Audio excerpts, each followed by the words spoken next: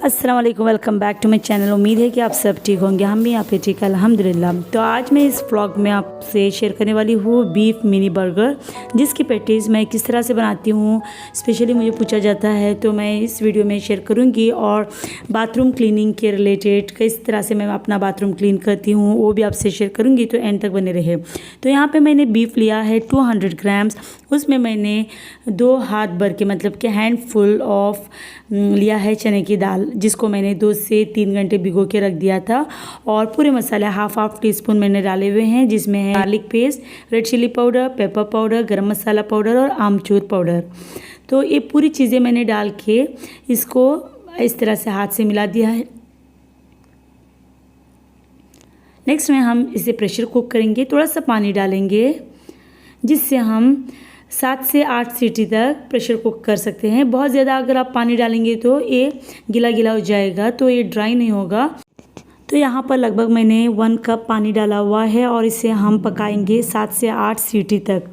और जब तक ये पक जाए और उसके बाद ये कूल ना हो जाए, हम लोग चलते हैं बाथरूम की तरफ, जहाँ पर एक दिन पहले मेरी हेल्पर ने बाथरूम क्लीन कर चुका था। तो मैं इसकी डीप क्लीनिंग करना चाहती हूँ, क्योंकि हेल्पर तो बहुत सारे घरों में चले जाते हैं, तो थोड़े से टाइम पे उन्हें क्लीन करना होता है। जो सामने की जो चीज़ें होती है सिर्फ उतनी ही क्लीन हो जाती है। फिर जो वॉल टाइल्स, टैप्स और सिंक के जो निचले वाले हिस्से होते हैं, जिसे हम रेगुलर वॉश नहीं करेंगे तो एकदम से ख़राब हो जाते हैं। तो इसे मैं आज इसकी पूरी डीप क्लीनिंग करूँगी। और यहाँ पे कोई स्पेशल सा लिक्विड मैं इस्तेमाल नहीं करूँगी, या फिर कोई लिक्विड मैं यहाँ पे प्रिपेयर नहीं करूँगी, क्योंकि एक लिक्विड जिससे मैं फ्रिज वॉश करती हूँ, इंशाल्लाह अगले वीडियो में फ्रिज क्लीनिंग की जो वीडियो मैं अपलोड करूँगी उसमें आपसे शेयर करूँगी कि किस तरह का लिक्विड मैं फ्रिज क्लीनिंग के लिए इस्तेमाल करती हूँ। और सेम लिक्विड यहाँ पर भी आप इस्तेमाल कर सकते हैं, लेकिन ज़रूरी नहीं है। आप अगर जो ज़िद्दी दाग होते हैं, जो कि आयरन के जो दाग्स होते हैं, या फिर आपके घर में हार्ड वाटर आता है, हार्ड वाटर जो साइड में जमने से भी दाग धब्बे हो जाते हैं, उसके लिए आप हार्पिक इस्तेमाल कर सकते हैं। अगर हार्पिक को आप डाल के 3 से 4 घंटे रखेंगे तो हर एक चीज़ साफ़ हो जाती है।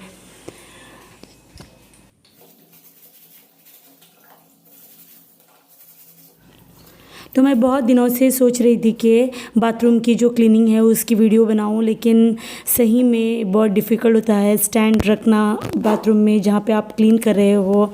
और ऐसी चीज़ें मतलब कि आपको कैमरे से भी छुपाना है, आपको वॉश भी करना है बाथरूम, और फिर बहुत मुश्किल होता है। तो यहाँ पर मैंने बहुत ट्राई किया था कि अपने आप को एकदम से छुपा के रखो, फिर भी कुछ चीज़ें, कुछ शेडोज़ वगैरह रह जाते हैं, जिसके लिए मैंने इफ़ेक्ट से इसे क्लोज़ कर दिया है। तो गाइस आप ज़रूर कमेंट करें आपको ये वीडियो कैसा लगाया। इस तरह की वीडियो आप अगर देखना चाहते हैं तो ज़रूर मुझे कमेंट करें, और इंशाल्लाह बहुत जल्द मैं अपना फ्रिज क्लीनिंग का वीडियो भी आपसे शेयर करूँगी। तो अगर आपने सब्सक्राइब नहीं किया है तो चैनल को सब्सक्राइब करें, बेल आइकन को क्लिक करें, और वीडियो को ज़रूर लाइक करें, शेयर करें अपने फैमिली फ्रेंड्स को।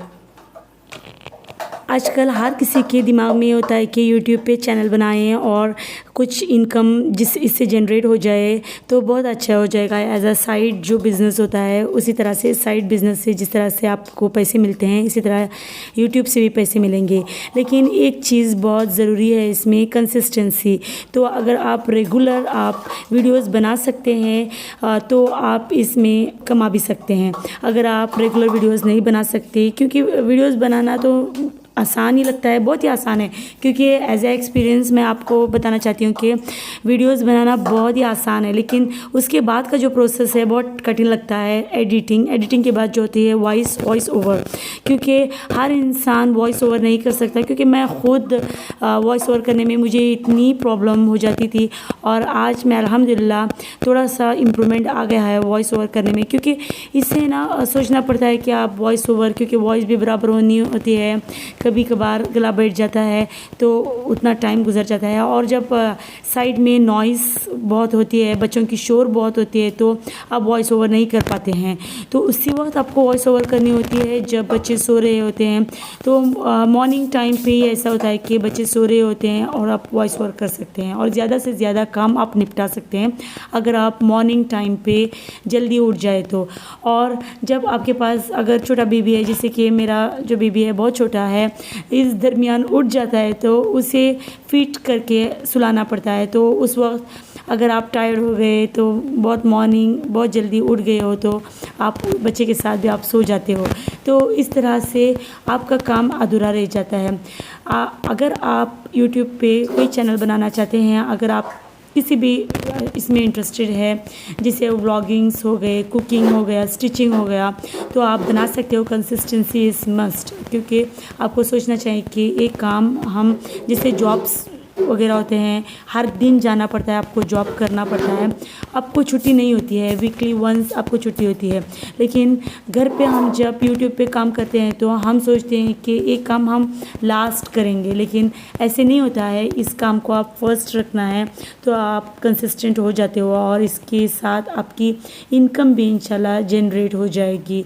और इसमें जो है मोनेटाइजेशन इज़ मस्ट। मोनेटाइजेशन होने के लिए जो रूल्स है 4000 वॉच आवर्स होने हैं और फिर 1000 सब्सक्राइबर्स तो इस तरह हो जाते हैं, लेकिन 4000 वॉच आवर्स होना बहुत मुश्किल लगता है।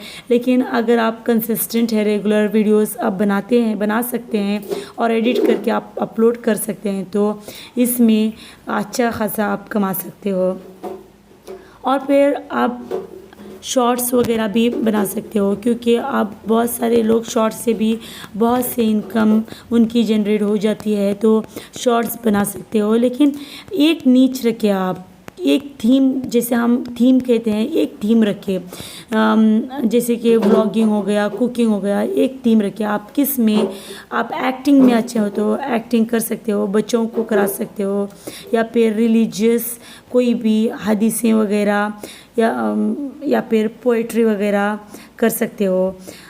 तो आपके इंटरेस्ट के हिसाब से आप अपना चैनल बना सकते हैं। क्योंकि लास्ट मंथ में बहुत सारे जो मेरे फ्रेंड्स हैं, मेरे रिलेशन में भी है, बहुत सारे ने मुझे पूछा कि यूट्यूब चैनल जो है वो कैसे बनाते हैं, तो उनको मैं ये टिप्स दे रही हूँ जो भी मैंने यहाँ पे कहा है। क्योंकि अगर हम कंसिस्टेंट नहीं तो कुछ भी नहीं कर सकते। क्योंकि मैं खुद कंसिस्टेंसी में पीछे रह जाती हूँ, क्योंकि जब मैं एडिट करती हूँ, वॉइस ओवर करने का टाइम आ जाता है तो या बेबी उठ जाता है, बेबी रोने लगता है, और फिर क्योंकि मेरे जो 2 बड़े बच्चे होते हैं और 2 छोटे बच्चे हैं, 2 छोटे बच्चे अगर उठ जाते हैं तो हंगामा ही हंगामा हो जाता है। तो कुछ भी पूरा दिन आप कुछ भी नहीं कर सकते हो। अल्हम्दुलिल्लाह मेरा चैनल तो मोनेटाइज हो चुका है, लेकिन व्यूज़, क्योंकि मैंने अपना नीच पे जो चैनल स्टार्ट किया हुआ था उसको मैंने चेंज कर दिया रिसेंटली। क्योंकि हुआ था कि मैंने स्टिचिंग के रिलेटेड चैनल किया हुआ था और उससे मुझे 2 बार इनकम भी जनरेट हो गई थी, इनकम भी मुझे आ चुकी थी। लेकिन मैंने इसलिए मेरा नीच चेंज किया, मैंने स्टिचिंग से मैंने व्लॉगिंग पे आ गई, जिसमें कुकिंग वगैरह भी होती है, इसलिए कि मैं रेगुलर वीडियोस अपलोड नहीं कर पाती थी। मुन्ना बहुत छोटा था, बच्चे बहुत छोटे होते हैं तो आप स्टिचिंग नहीं कर पाते हैं, बच्चे आपको स्टिचिंग नहीं करने देते हैं, आप इवन स्टैंड भी नहीं रख सकते हैं, स्टैंड को खींचने लगते हैं या फिर मशीन पे आकर बैठ जाते हैं। तो मेरे बच्चे कुछ इस तरह के हैं कि मुझे बिल्कुल स्टिचिंग की इजाज़त नहीं होती थी बच्चों की तरफ से।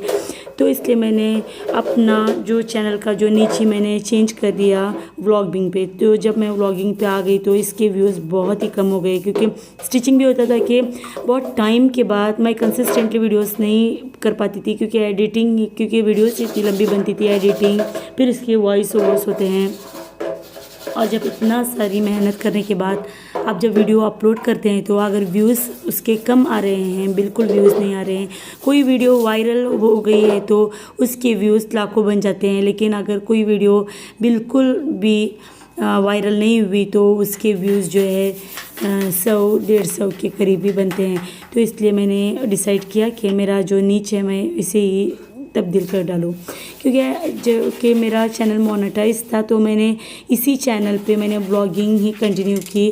क्योंकि बहुत से यूट्यूबर्स ये करते हैं कि व्लॉगिंग करने के लिए वो अपना उस चैनल को छोड़ देते हैं और नया चैनल स्टार्ट करना पड़ता है।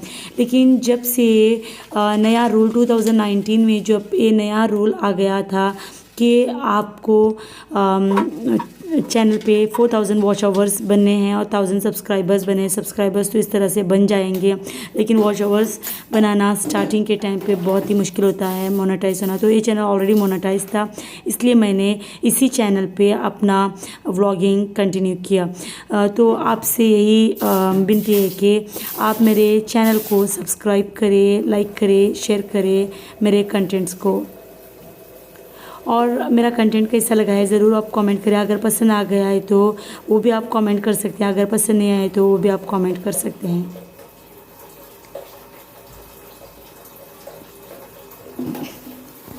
तो गाइस, मैं बाथरूम क्लीनिंग के लिए आने से पहले बीफ को प्रेशर कुक करने के लिए फ्लेम पर रख दिया था, और मैंने मदर इन लॉ को कहा था कि 7 से 8 सीटियों के बाद वो फ्लेम ऑफ़ कर दे। तो 7 से 8 सीटियाँ तो बच गई और फ्लेम भी ऑफ़ हो गया और वो ठंडा हो रहा है। और यहाँ पे मेरा काम और बाकी है, क्योंकि बहुत सा काम मैंने आपको बताया था कि एक दिन पहले ही मेरी हेल्पर ने इसे वॉशरूम को क्लीन किया था। लेकिन ये पूरी चीज़ें जो होती है, टूल होता है, डस्टबिन होती है, और फिर बकेट्स, जग वगैरह, ये सब पूरी चीज़ें होती हैं, इसको क्लीन करना होता है, ज़रूरी होता है वंस इन 15 डेज़। ऐसी बात नहीं है कि हेल्पर ये वर्क नहीं करती, लेकिन ये होता है कि इसके साथ साथ उसको घर में दूसरा काम भी होता है, झाड़ू लगाना, पोछा लगाना, फिर बर्तन वगैरह होते हैं जिसको भी क्लीन करना होता है। इसलिए मुझे उतना ज़्यादा लोड उस पर डालना बिल्कुल अच्छा नहीं होता है। तो जिस तरह से वो क्लीन करना चाहे मैं उसे वैसे ही छोड़ देती हूँ, और जो भी मुझे लगा कि क्लीन नहीं हुआ है तो मैं उसे कर देती हूँ।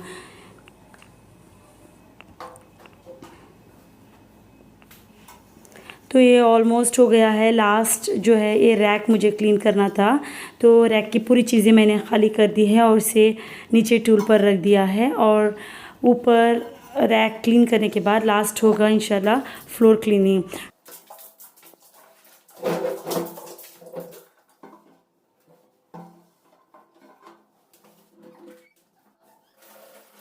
तो गाइस, ऑलमोस्ट मेरा काम हो चुका है। अब मैंने गीज़र को ऑन कर दिया पानी निकालने के लिए, फ्रेशन अप हो जाती हूँ, उसके बाद मुझे चलना है किचन की तरफ।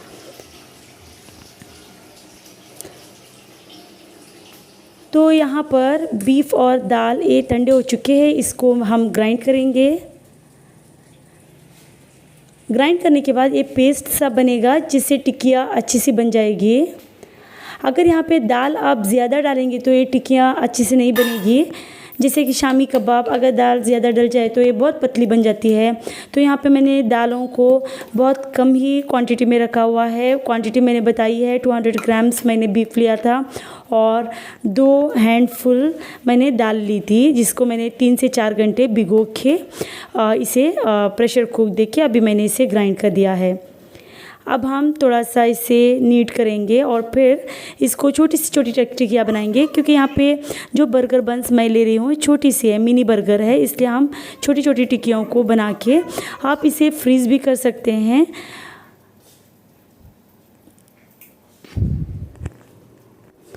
तो यहाँ पर जितनी टिक्कियाँ बनती हैं उतनी बना लूँगी, और जितने बर्गर के लिए मुझे चाहिए उतनी फ्राई कर लूँगी और बाकी के फ्रीज़ कर लूँगी। तो बाकी के 3-4 बचे थे, तो उसी में मैंने एक प्लेट में इसे फ्रीज़ कर लिया, क्योंकि नेक्स्ट डे या रात में ये यूज़ हो जाएंगे। तो मैंने इसी तरह से शैलो किया, थोड़ा सा ऑयल नॉन स्टिक पैन में डाल के इसे शैलो फ्राई कर दिया। आप ऐसा कर सकते हैं कि इस एक अंडे को बीट कर लें और फिर उसमें डिप करके शैलो फ्राई कर सकते हैं। तो मैंने ये बर्गर ले लिए, इसको दरमियान की तरफ काट देंगे, और इसके सॉस के लिए मैं ले रही हूँ टमाटो सॉस और मायोनीज़, इन दोनों को इक्वल क्वांटिटी में मिक्स कर लेंगे। तो यहाँ पे गार्लिक सॉस अगर इस्तेमाल करें तो भी ये भी यम्मी से बनते हैं, लेकिन मैंने यहाँ पे कोई गार्लिक सॉस वगैरह मैंने नहीं लिए। यहाँ पे सिर्फ टमाटो सॉस और मायोनीज़ मिक्स कर लिया और थोड़ा सा सॉल्ट इसमें ऐड कर लिया।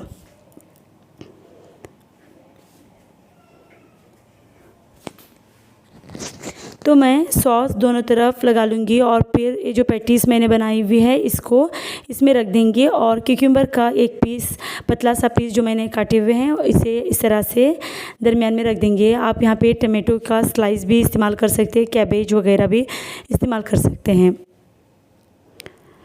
तो गाइस आप ज़रूर इस रेसिपी को ट्राई करें, अपने बच्चों को वो ज़रूर पसंद करेंगे। गाइस आज का जो वीडियो मैंने बाथरूम क्लीनिंग पे बनाया है आपको कैसा लगा है ज़रूर कमेंट करें। अगर पसंद आ गया है तो ज़रूर लाइक करें। इंशाल्लाह मैं बहुत जल्द फ्रिज क्लीनिंग पर भी वीडियो अपलोड करूँगी। कंसिस्टेंटली अपलोड करने का इरादा है, ये पॉसिबल होगा अगर आप सपोर्ट करेंगे तो आप चैनल को लाइक करें, सब्सक्राइब कर लें। इंशाल्लाह बहुत जल्द मिलेंगे एक नई वीडियो के साथ। सी यू नेक्स्ट टाइम। अल्लाह हाफिज़।